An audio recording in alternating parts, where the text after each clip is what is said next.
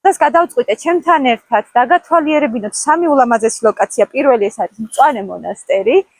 ულამაზესი ადგილებია ეს ყველა, რაც უნდა გაჩვენოთ. მეორე ლოკაცია ეს იქნება საფარა და მესამე თუ მოვასწარით და ამინდმა ცხილი შეგვიწყო, აუცილებლად ეს იქნება რაბათი. გამომყევით.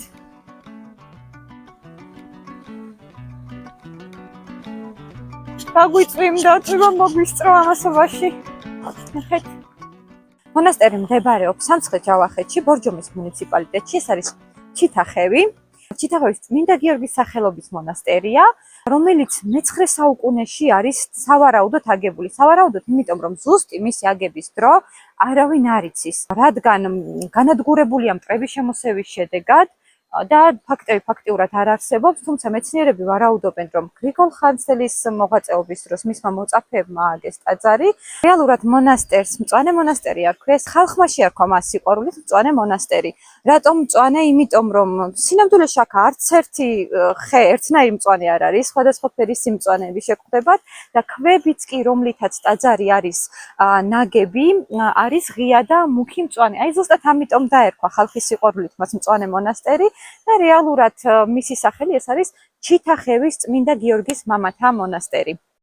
სამრეკლო, რამდენადაც ვიცი, შედარებით მოგვიანებით აიგო სამრეკლო ვიდრე ტაძარი, თუმცა აქ სამონასტრო კომპლექსი და თვითონ ეკლესია არის ერთი და იგივე დროს აგებული და ძალიან აქტიური მონასტრული ცხოვრება მიმდინარეობდა. და ახლა ტაძარში შევალ, მოვილოცავ და დაგიბრუნდებით. მოვილოცე ტაძარი, სამწუხაროდ ტაძარში არ შეიძლებოდა გადაღება და ამიტომ ვერ გადავიღე და ვერ გაჩვენებთ. მონასტერს რესტავრაცია ჩაუტარდა 1980-იან წლებში, თუმცა აქ მსახურება უკვე 2002 წელს აღდგა. დამშვენებულია მონასტრის ტერიტორია. ახლა მინდა ქვებიც გაჩვენოთ აუცილებლად.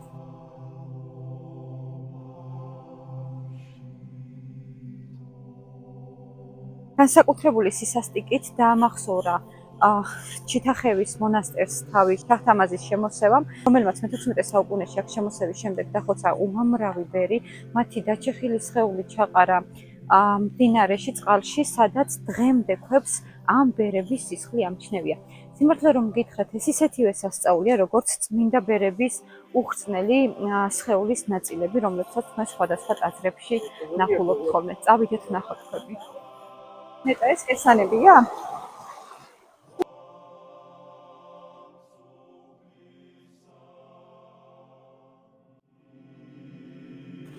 სისხლიანი ქვების კვალი მე-16 საუკუნის შემდეგ არ წაშლილა. როგორც ამბობენ, ქვების აღება და წაღება არავითარ შემთხვევაში მონასტრის ტერიტორიიდან არ შეიძლება.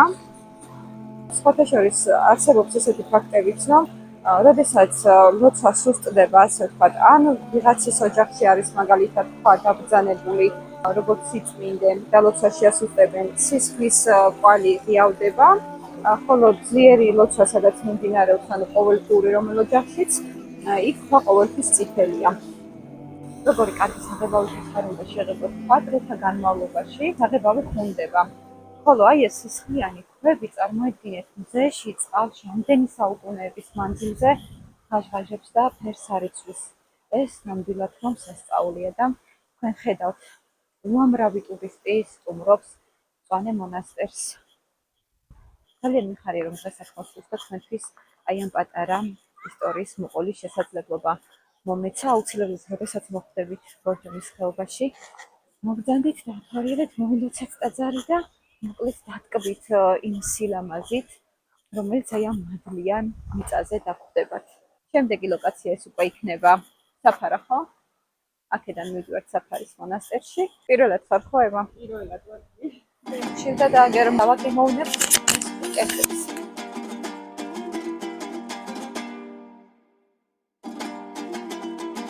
ახლა უნდა დავაგემოვნო ტრადიციული მესხური კერძი, აპოხტის ხინკალი. აპოხტი არის გამომშრალი ხორცი, რომელსაც ათავსებენ ცომში, უკრავენ თავის პატარა პეპლებს გავს და მიირთმევენ. მაწონი არის ეს, ნიორი და ზეთში მოთუშული ხახვია, ხო? ხო. ნახეთ როგორ მომეწონება. პირველად ვაგემოვნებ, უნდა ჩავიფიქრო. ნახოთ. ტრადიციულად კეთდება ცხვრის ხორცით, ხო ება? ცხვრის ხორცით კეთდება ტრადიციულად. გამომშრალი და დამარილებული ცხვრის ხორცით. სამი უნდა povasqa. საინტერესოა. ჩავიფიქრო.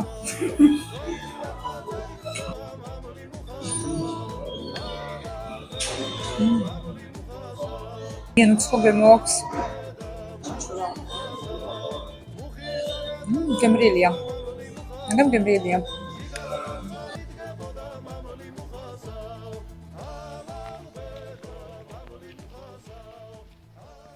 ხოდა ხო არის ეს დიდი სამყურები რა და თუ 4 ყურა უნდა იყოს თუ 5 ყურა არ ვიცი ანუ 3 ყურა უნდა იყოს ხო 4-5 ფოთლით და თურმე ფული თავისით მოდის აღარ გჭირდება მუშაობა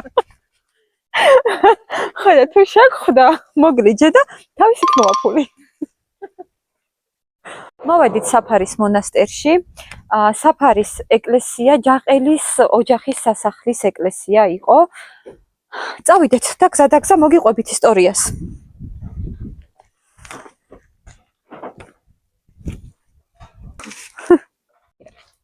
რამდენადაც ვიცი, აქ არის 9 ეკლესია, 9 დიდი და პატარა ეკლესიისგან შედგება სამონასტრო კომპლექსი და ყველაზე ძველი არის ღვთისმშობლის მიძინების სახელობის ტაძარი. ლეგენდის მიხედვით მონასტერი ზუსტად იმ ადგილას დაარსდა, სადაც საბა განწმენდილი თავს აფარებდა მტრისგან და ზუსტად ამიტომ დაერქვა ამ ადგილს საფარა. მთავარი ტაძარი წმინდა საბას სახელობის აგებულია მე-8 საუკუნეში და ითვლება შუა საუკუნეების ქართული არქიტექტურის ერთ-ერთ ყველაზე დახვეწილ ნიმუშად. საბჭოთა კავშირამდე აქ იყო მონასტერი, თუმცა საბჭოთა კავშირის დროს იყო პიონერთა ბანაკი და შემდეგ უკვე 1988 წელს განახლდა აქ სამონასტრო ცხოვრება. 1990 წლიდან კი უკვე აქ არის სასულიერო სემინარია, სადაც ადამიანები, მამაკაცები ემზადებიან ბერობისთვის, მათ ბერები ასწავლიან საღვთისმეტყველო საგნებს, ხოლო ახალციხის ლექტორები უკვე სხვა საგნებს უკითხავენ. რამდენადაც მე ვიცი, ახლა სავარაუდოდ იწყება ლოცვა, მოდიან ბერები ტაძარში, ჩვენც შევალთ მოვილოცავთ და შემდეგ უკვე გავაგრძელებთ.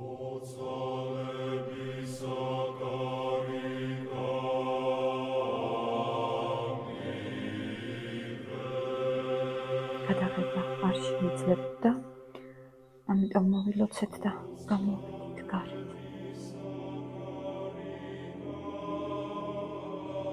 მშობელი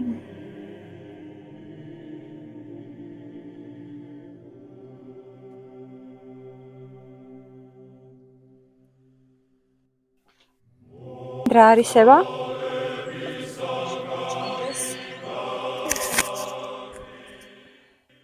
ანუ დაბლა თუ ჩავალთ, კლდეში ჩანს პატარა გამოქვაბული, სადაც განდეგილი ბერი ცხოვრობდა. წესით ამ მონაკვეთიდან უნდა ჩანდეს. არა, ალბათ უფრო იქითა კედლიდან. მოვაროთ იქიდან ახლა. ჩავიდეთ კი და ვნახოთ. ხო.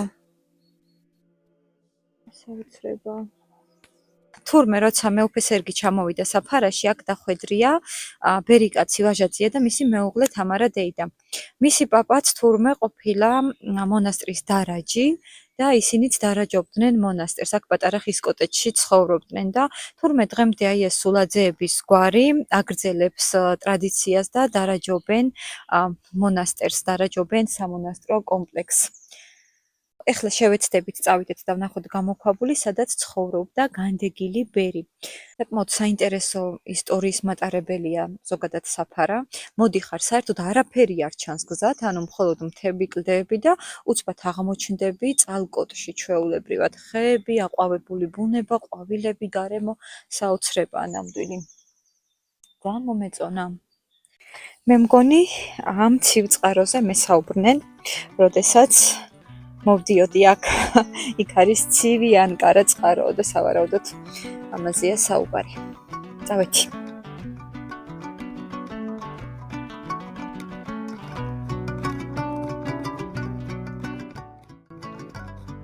სხვათაშორის მაქვს ესეთი ისტორია მოსმენილი, რომ თურმე როდესაც ეს მონასტერი შენდებოდა, ხარს მოქონდა ქვა.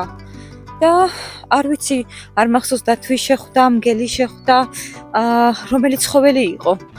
და შებრძოლებია. მიუხედავად იმისა, რომ ეს ხარი იყო დაგლეჯილი, ეს ქვა მოუტანია მაინც ბოლომდე აქ. თუმცა აქ ვერავინ უნახე, ვისაც ვკითხავდი ამ ისტორიის შესახებ და ამ ლეგენდის შესახებ და არც ის არ ვიცი ხარის თავი სად არის გამოსახული. თუ დავინახე, ალბათ ეგ იქნება იმისი დასტური, რომ ეს ლეგენდა შეესაბამება სიმართლეს.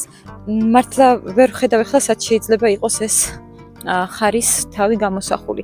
თუმცა როგორც აღნიშნე არის 9 ტაძარი და 9-დან ერთ-ერთზე შეიძლება იყოს კიდეც.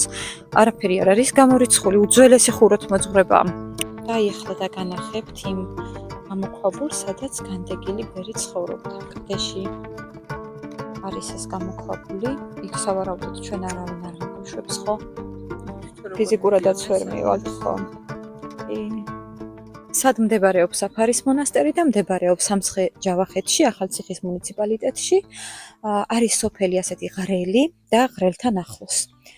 სასთან იმდენად ახლოს არის პატარა 64. ძალიან ლამაზია და ძალიან ბედნიერი ვარ, რომ დღეს შევძელი აქ მოსვლა, მოლოცვა და საფარის ისტორიის ზოგადად გაგება. მაინც მოდი ტაძარს შემოვუაროთ. იქნებ სადმე მე ვიპოვო ხარის თავი. არ უნებდები.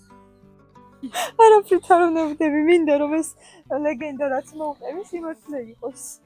საუბრობ ცოტა ჩუმად იმის გამო, რომ შიგნით არის უკვე მწუხრის ლოცვა და არ მინდა რომ ჩემი ხმაური შევიდეს ლოცვის დროს ტაძარში. ორჩები ახლა მოვდივარ. ორჩები რა მოხდა მე ცოტა ხანი.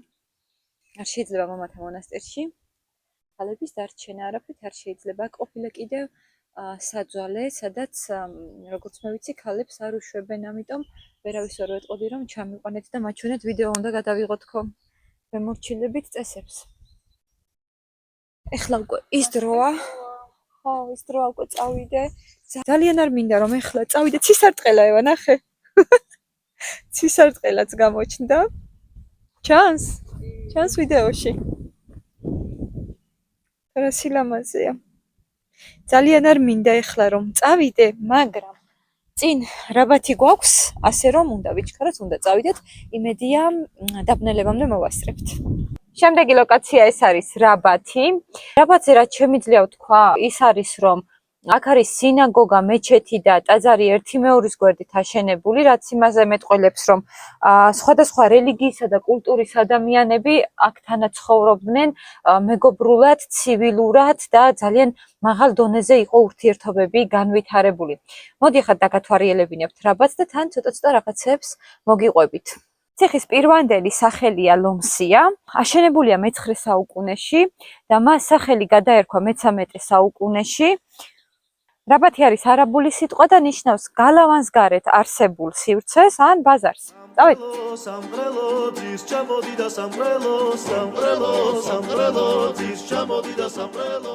რაბათის ციხე სრულიად განახლდა 2012 წელს. აქ მოდის ძალიან ბევრი ტურისტი. აქ არის საცერემონიო სივრცეები, სადაც წყვილები ხელსაწერენ, ქორწილდებიან და კიდევ უფრო მეტად ალამაზებენ მათ დღეს და მოკლედ დაბლა არის კიდევ კაფეები, ბარები და საკმაოდ ისეთი ბიზნესისთვის სტრატეგიული გახდა რაბათის ციხის რესტავრაცია, გარემონტება, აღდგენა, იმიტომ რომ ამან გამოიწვია ის, რომ გახდა ტურისტული ზონა, ძალიან ბევრი ადამიანი სტუმრობს და საკმაოდ კარგად მუშაობს, ასე ვთქვათ, აქ ბიზნესი. რასუნი აქვს იცი ასამანს? ერთი ასეთი ლეგენდა არსებობს, რომ თურმე თურქ ოფიცერს და ქართველ გოგონას შეყვარებიათ ერთმანეთი.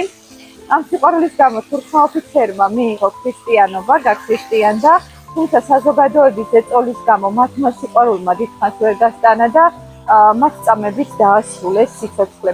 აი ესეთ სამწუხარო და ტრაგიკულ ისტორიასაც ინახავს რაბათის ციხე. რამდენად შეიძლება ეს იყოს მართალი, არ ვიცი, სავარაუდოდ ლეგენდა, მაგრამ ამ ლეგენდამ ფაქტია რომ მოაღწია ჩვენამდე. საყურადღებოა ის ფაქტი, რომ რაბათის ციხე კომპლექსი თარიღდება მე-9 საუკუნით, ხოლო მაროკოს დედაქალაქი რაბატი სახელწოდება მას დაერქვა მე-12 საუკუნეში. იციმთან, ამაზო და საყვარელო, ჩემო პატარებო, ვაიმე როგორ ეს მე ვუყანო თავის დედიკოს თორე ინერვიულებს და არ გაბრაზდეს და არ გამიბრაზდეს. ჩემო ფუმფულა, ვაიმე. ეხლა სადაც მე ვდგავარ, თურმე იჯდა ხოლმე მართველი და ამ კიბეებზე ადამიანები და ჩოქილები ამოდიოდნენ და ამ მართველისთვის ამოქონდათ ხარკი. ისე საინტერესოა ეს ისტორია, ვინც ზუსტად იცით, მე ზუსტად არ ვიცი, ესეც მოსმენილი მაქვს და საინტერესოა, ვინც იცით, რომ დამიწეროთ რამდენად სიმართლეს შეესაბამება, ან ზუსტად როგორ იყო ეს ამბავი. ძალიან ლამაზია აქ გარემო და გირჩევთ, რომ მოხვიდეთ და აუცილებლად დაათვალიეროთ, ვინც ჯერ კიდევ არ ყოფილხართ. უკვე ბნელდება, კადრები ისეთ მკვეთრი და მკაფიო აღარ არის. აქ მოვედი ახლა მე ვენახებ თან, რომელიც გაშენდა მას შემდეგ, რაც 2012 წელს რესტავრაცია და აღდგენა გაუკეთდა რაბათის ციხეს, ახალციხის ციხე არის აი აგერ წარმოდგენილი. აქ არის საკონცერტო სივრცე, ეს არის სცენა. აქ ჯდებიან ადამიანები, როდესაც უყურებენ კონცერტს და მოკლედ ულამაზესი ადგილია, ულამაზესი გარემოა, ულამაზესი სივრცეა და მოდით. დღეისათვის სულ ეს იყო. მოვიარეთ მწვანე მონასტერი, საფარა და ახალციხე, რაბათის ციხე. დაელოდეთ ჩემს მომდევნო ვიდეოებს, გვირდებით, რომ ძალიან საინტერესო და ლამაზ ადგილებს გაგაცნობთ თავისი ლამაზი ისტორიებით.